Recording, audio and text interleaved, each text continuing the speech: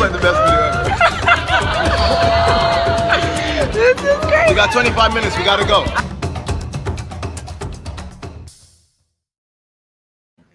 Hey. What's going on, people? Happy Wednesday. Day. So if this is your first time with us on Say That channel, we just want to say welcome and go ahead and put a 1 in the chat so we can shout you out. We love saying hello to all of our new folks. If you are a part of Say That Nation and this is not your first time, go ahead and put a 10 in the chat so we can shout you out because we know you are on level 10 when you come join us again. And if for those of you who don't know, my name is Janelle. That over there is Winston Broderick. We are your hosts of Say That channel, and we are all about the ugly come up of entrepreneurship. So you guys have all heard those stories about people who start off with nothing and then have massive success. But what happens in the middle? What happens during the ugly come up? Well, that is what we're here to talk about, ladies and gentlemen. And we have 25 minutes to answer a topic question of the day. Keep bringing those topics to us. They're super great questions.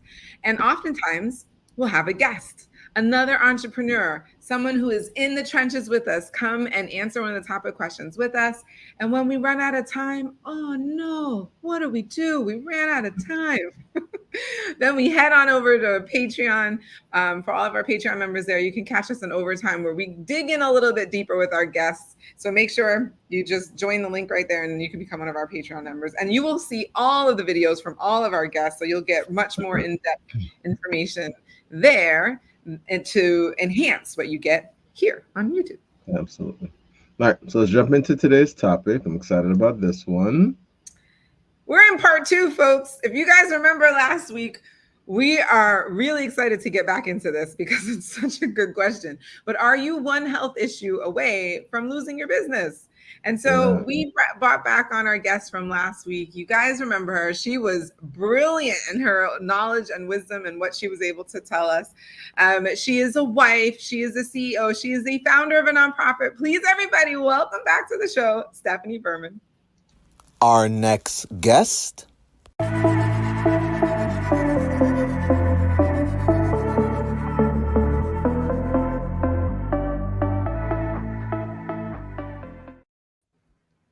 There she is. Hey, welcome back, Stephanie. Thanks for having me back. I'm excited to be here again. So, you know, when we left off last time, we started to talk about like what are some of the medical things that people can encounter that could lead them to a situation or a season or sometimes for the rest of their lives in where they're unable to continue in their business the way that they thought they could have. And you remarked on several different things that could happen that I know were very eye-opening for me and Winston. I mean, I don't want to talk for you, Winston, but I know I felt like, oh man, that these are things that like I hadn't thought of. But there was one in particular that I myself, because I write about it in my book. Those of you who don't know, my book is I Slept with a Married Man, Am I Still a Good Person? And I talk about, in the book, I do talk about a journey or a season in my life where I was having unexplained pelvic floor pain. Some call it vulvodynia, where basically I was having pain with sex. And the odyssey that I went down to try to figure out what was wrong with me and what could be the cause of it. And then how can I like heal and, you know, recover from all of that. It was a really long journey and one in which I felt very alone, very isolated, didn't feel like there was anybody else who could relate to what I was going through or could understand what I was going through. And you mentioned that just briefly last week, how that is something that could, I mean, I was fortunate enough that the pain wasn't so much that it stopped me, prevented me from doing like my daily activity. But you mentioned how there are some who do have that problem.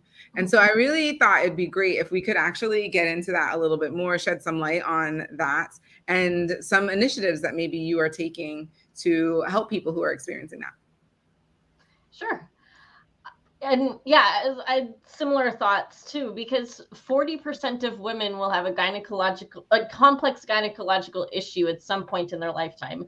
And as I like to say, most of those, unfortunately, will cause pain somehow, whether that be, extreme pain like a pinched nerve, or like the pain with insertion like Janelle was mentioning, whether that be a tampon or during intercourse or something like that.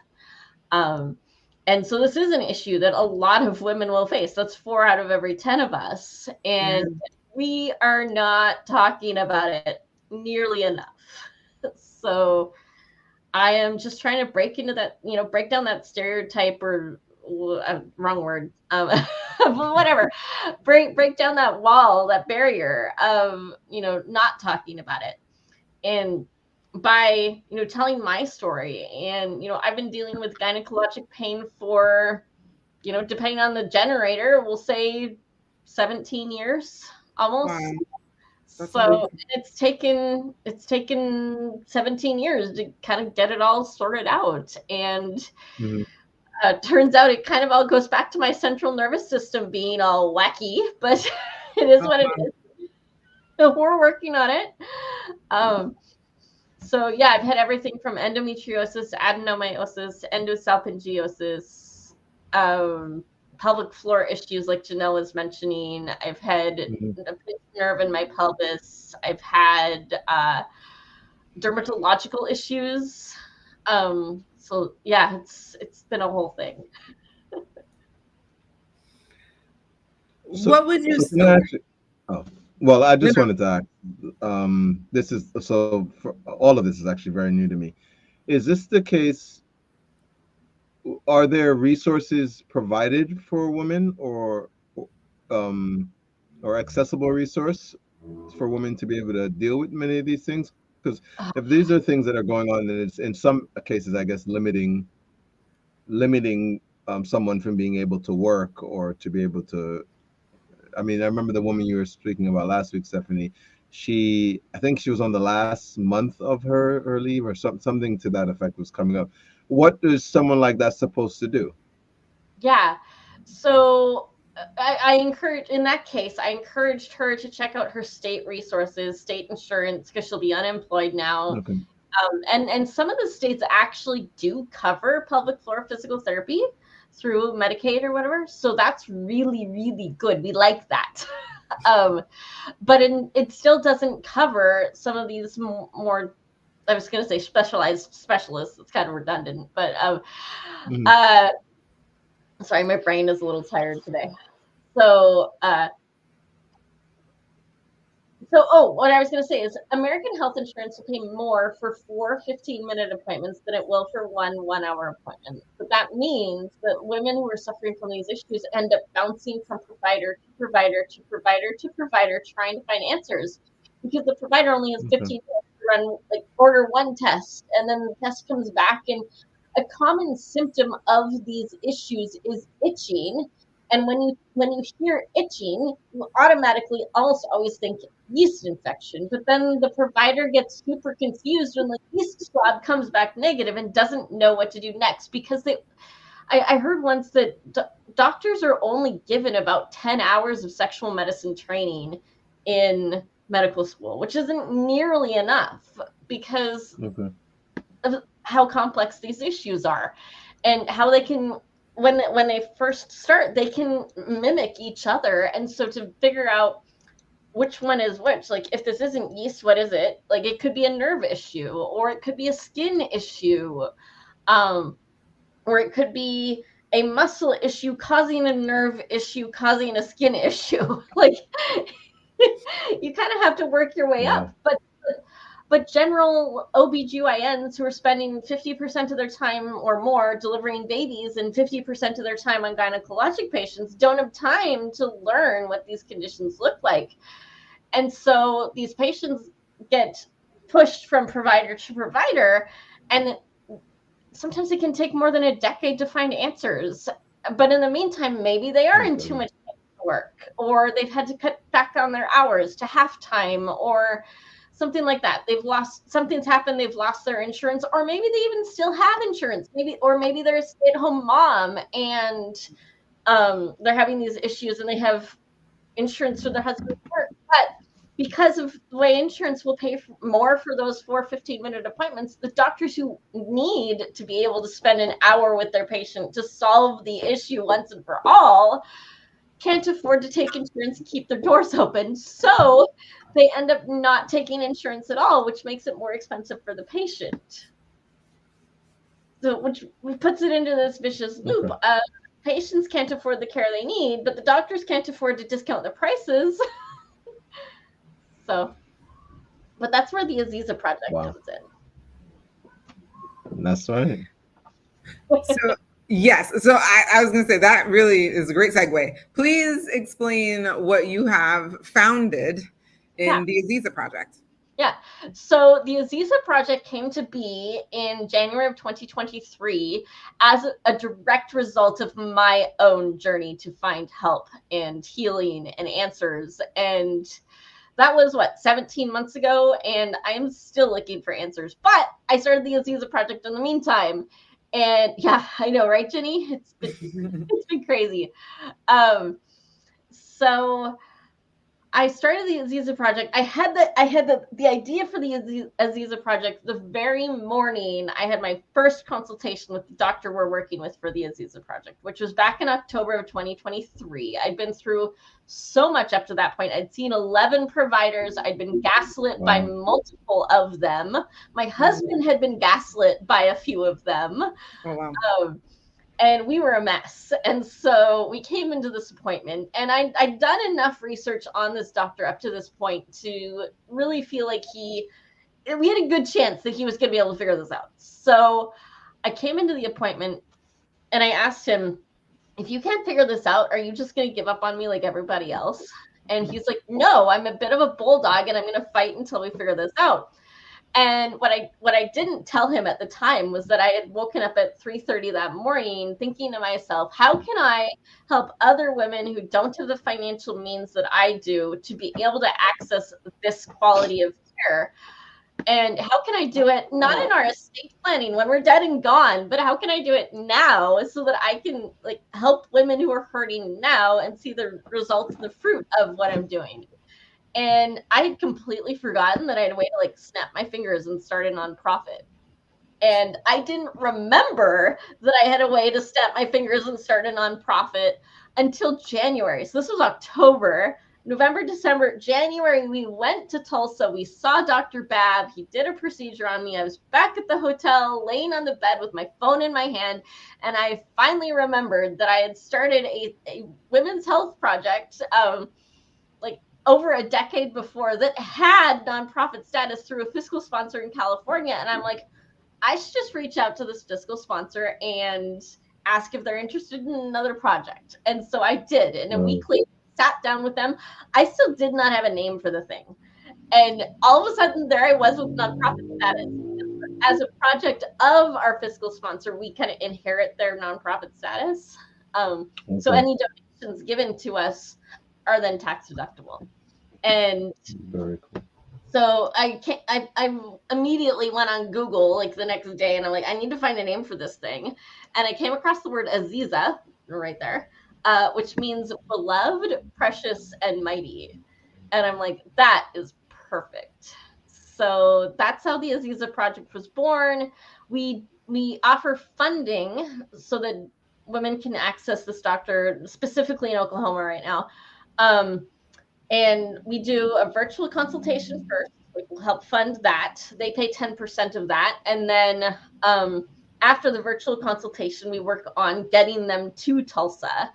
And so we've paid for 2 virtual consultations so far, and a new patient appointment and a follow-up appointment for a gal that was in Tulsa last spring. We are working on sending our first patient across the country to Tulsa, hopefully in June. So it's been really exciting to see kind of the ball start rolling this year a little bit faster. This is so exciting. I love this. Again, I have my own personal, I fit into that 40% of women. And I also remember having to go through the same struggle. Everything was out of network. All of the specialists who could treat me were, I had to pay hundreds and hundreds of dollars, if not thousands of dollars. And I was so thankful that I was married at the time, and my husband at the time had an FSA, so the flexible spending account, and his particular job gave it to you like in a debit card. So we were able to just like put it all on this like debit card. But I don't know what we would have done outside of that. And I mean, that was a couple $1,000s to go see the specialist who was in DC at the time, to be able to have that appointment. And that appointment was crucial in my recovery. Without it, I'd probably still be lost to this day. And not like, who has that? Like, I was so fortunate to have that situation. And for someone who doesn't have access to even an FSA or anything else, like, you're just kind of stuck, right? Like, and the fact that the whole like gaslighting thing, there's a lot of that, right? Like, people think like, oh, it's a psychological thing. You must have gone through some sort of trauma that's causing the pain, right? Or like just trying to say like it's all in your mind.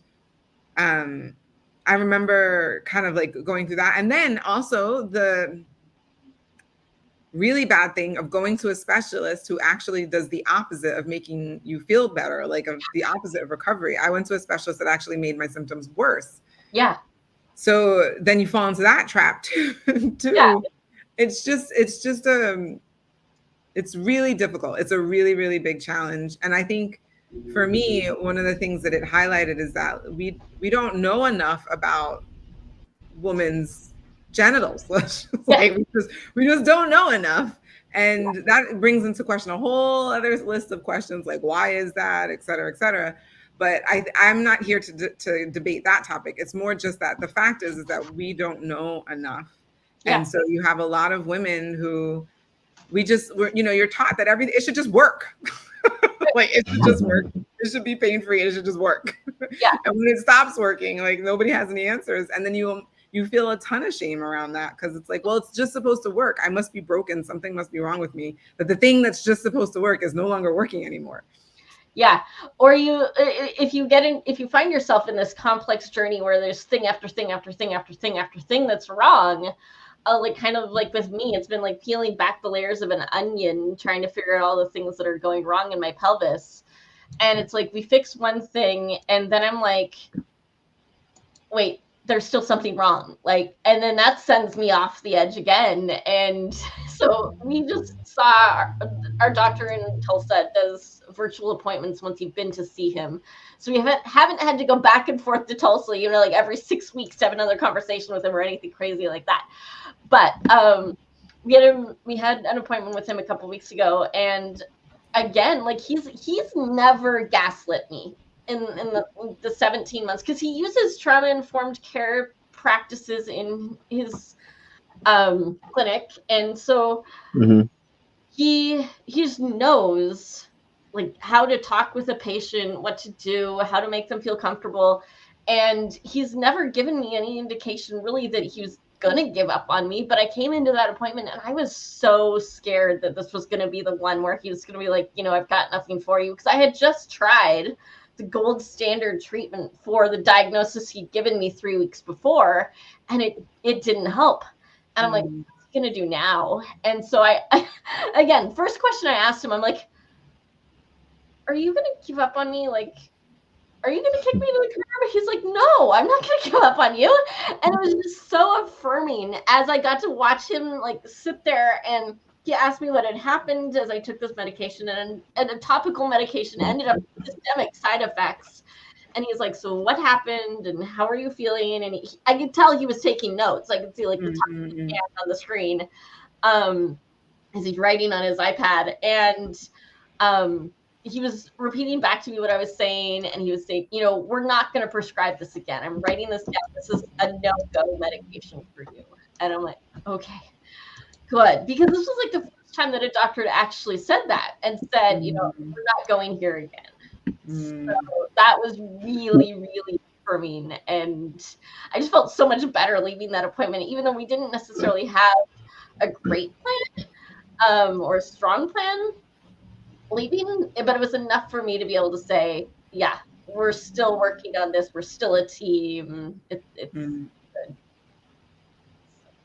Why were the doctors you worked with before, why were they, I guess, letting you go? Just so I understand. Yeah, so they just didn't know what to do with me. Like, I started with our family doctor back Wow. in 2013 or whatever it was, and Hmm. he kind of, he did like a little skin scraping thing, and that didn't come back with anything.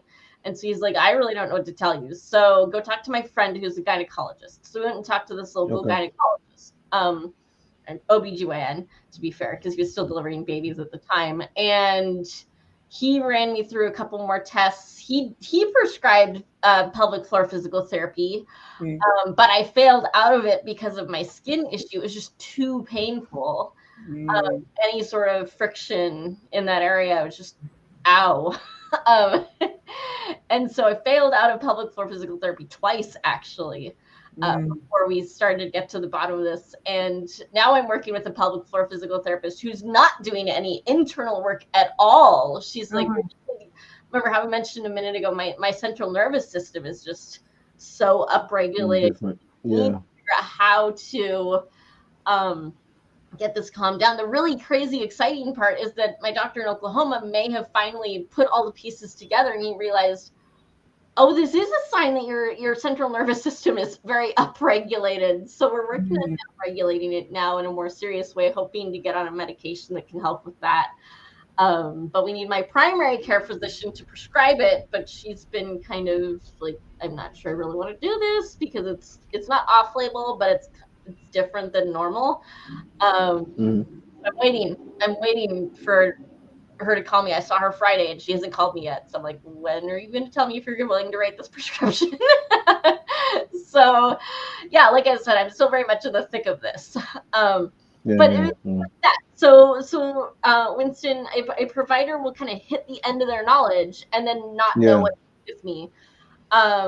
Or the worst one was the head of, now this was a decade ago, so nobody go and try to Google the guy or anything. I'm not going to give you his name either. A decade ago, we went and saw the vulvar pain clinic at the University of Washington in Seattle. And he didn't really do any testing. I think he did look at the area, but he didn't run any tests. He basically looked at my husband, said, be gentle, and sent us right back out the door. And that was the worst we got. And you better believe when we met our doctor in Tulsa in person for the first time, my husband asked him, he's like, this is the treatment we got at the vulvar pain clinic in Seattle. Like, is that what we can expect from university hospital doctors? Doctor in Oklahoma, who had worked in a university hospital himself, is like, yeah, university doctors can sometimes be a little bit of a schmuck. So he wasn't all that surprised that we got gaslit by the head of the vulvar pain clinic.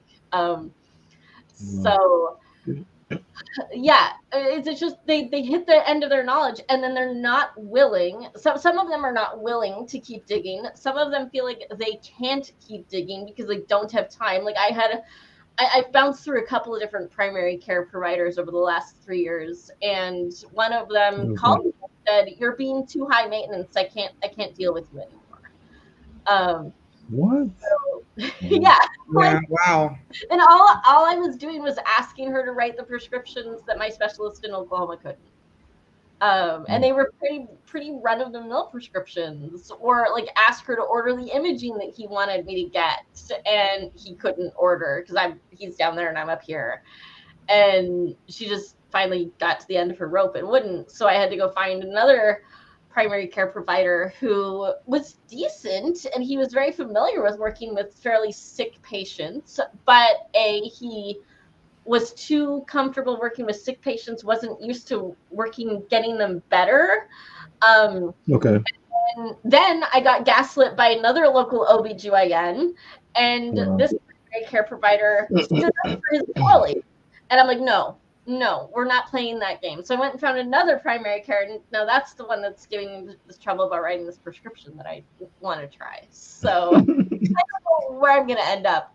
But I was relating the story to my pelvic floor physical therapist this morning, and she's like, oh my goodness, if you had told me this story 3 weeks ago when you were last here, I would not have had an answer for you. But here's the name of a gal I know that's opening a primary care clinic. I've talked to her. I've worked with her. I bet she'd write the prescription for you if you asked her. So if my current refuses, we've got a second option. So yeah, it's been a whole thing. Yes. The saga continues. Oh man, that's the timer. No. So that's actually perfect. So the question I want to take into overtime is if you can really share how the Aziza project helps take that what you've just described, take that I guess hardship away from people.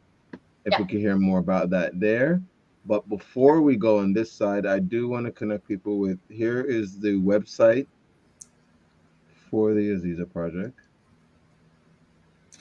Also, there's a donate link in the description box below. Please go ahead and donate. I'm a monthly donor. I really believe in this project. I want to help other women out there not have to not only deal with the psychological aspects of all of this, but then also have to worry about the financial struggle as well. Yeah, Thank you, Janelle. I really appreciate your support. Yeah. We'll talk more about all of that in overtime. Guys, here's again the link for overtime. So make sure you go over and you can find us there. Well, let's thank Stephanie again. Show her some love in the chat. Yes. If you found this valuable, please let us know in the comments. Thank you so much, Stephanie. This has been great. Really has. Thanks for all right, having guys. So we're about to jump over to overtime. Find us there until we see you guys next week.